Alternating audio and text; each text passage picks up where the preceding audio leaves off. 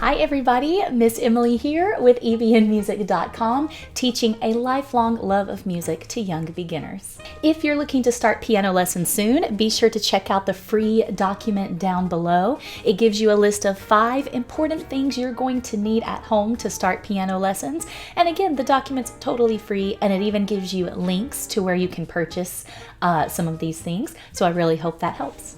Also, if you know of a young beginner who wants to start piano and voice lessons, be sure you like this video, subscribe to this channel, and follow me on Facebook and Instagram. I try to give valuable information to those parents and guardians of young beginners, and so I hope to see you around there.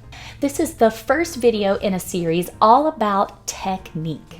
So because this is the first video, I'm going to give one technique that I love for piano and one technique that I love for singing, specifically geared toward that young beginner. Now, sometimes when we think about technique, we think, boring, right? But learning good technique in piano and voice is actually not only so important, but it's so fun. Without proper technique, you can't really truly enjoy your instrument. Technique is not only important, but can be super fun. So, are you ready? Let's go. Okay, so let's start with the piano one. This one can involve a friend. This technique is called Lean On Me, and this encourages a relaxed shoulder at the piano and just relaxed body posture. First, let me show you what you don't do.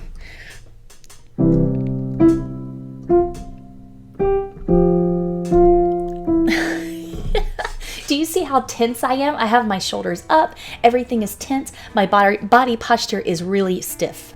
Also, my breathing is really shallow, so just everything is kind of shaky and tense. Because I've named this technique Lean On Me, let's use the song Lean On Me as an example. So let's play that Lean On Me with this really stiff posture here.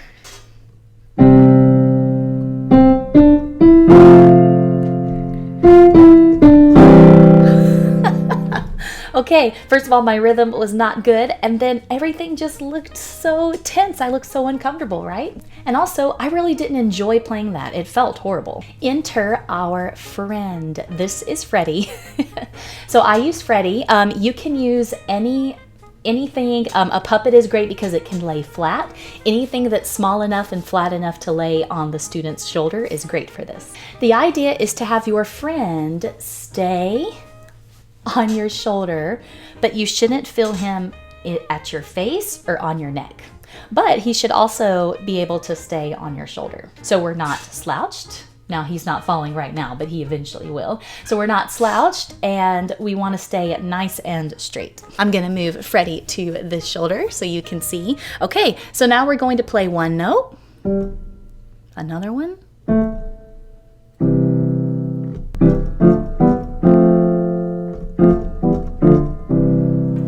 he's nice and still there, and yeah, he looks pretty comfortable. I look pretty comfortable. Here's a bonus Lean On Me technique. You can use an even smaller object and balance it on the student's head. And if they can keep their head still while they play, then that is good posture as well.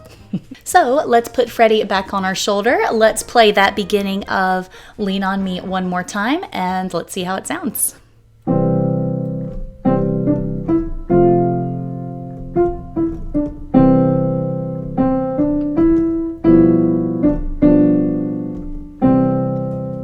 There we go, nice and relaxed. Everything feels really good there. Now, when a student actually plays this, you might not notice a huge difference right away, but this is starting the correct technique that will take them throughout their musical journey. So even if you don't see changes right away, they are developing those good habits, and you'll eventually see those changes. Okay, that is one of my favorite techniques for piano, so let's move to another one that I like for voice students, for the young beginner. This one involves making some funny sounds. The technique is called the head voice, and it encourages resonance in the proper place in the student's head. This encourages resonance in what we call the mask. A lot of times, young beginners will start singing like this. See the line in the sky means to see it calls me, and no one knows. Okay, do you hear the really tense sound? I'm also not singing on key, and all the sound is coming from the throat. The resonance is here. There's certainly a place for what we call chest voice. However, when we start to sing higher, we want to activate this upper register, so it's easier for us to sing. Head voice exercises are so fun, and there are so many ways that I encourage this in my studio. One way is to pretend you're Luna Lovegood when you have this higher voice and this kind of breathy voice as well. Another example is Pika! Pikachu! Pika! See that really high voice there? Both sounds, the Luna Lovegood sound and the Pikachu sound, gets the voice up there in the correct register. We can use Freddie for this again. Another way to encourage head voice is to sound like a puppy. It gets that voice up here. Now, when they're ready to sing their song, I will often ask them to sing in that certain style of voice. So let's say that we're gonna sing like Luna Lovegood. See the line in the sky means the sea, it calls me, and no one knows how far it goes. Not doing a great Luna Lovegood accent, but because her voice is high like this, a lot of times students get the idea.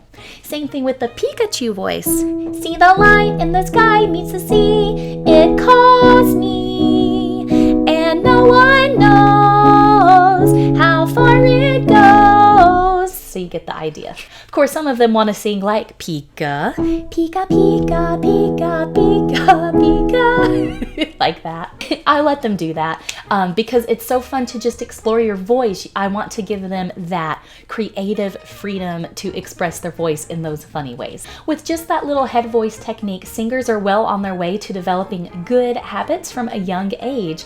Even us adults, sometimes we don't love using our head voice when we speak or when we sing, but this is so important to really expanding our range and to give us more freedom with our voice. Not only are these techniques helpful, but they're so fun. We have a lot of fun doing them. Okay, everyone, I hope you really enjoyed those techniques, the Lean On Me technique, as well as the head voice, the Luna Lovegood, Pikachu, and barking dog, the head voice technique. In the next video, I will be sharing 2 other techniques that I love, one for piano and one for voice. But for now, I hope these 2 techniques are helpful, and I hope that you will share them with your young beginner, and it will help them in their playing and or singing. Let me know in the comments, which technique did you like best? Did you like the head voice technique, or did you like the Lean On Me technique? Maybe you liked both of them. Let me know. Also, let me know if you or your young beginner tried them at home. I would love to hear feedback on it. Enjoy making beautiful music at home with good technique. Goodbye to you. See you next time. See you next time. Bye.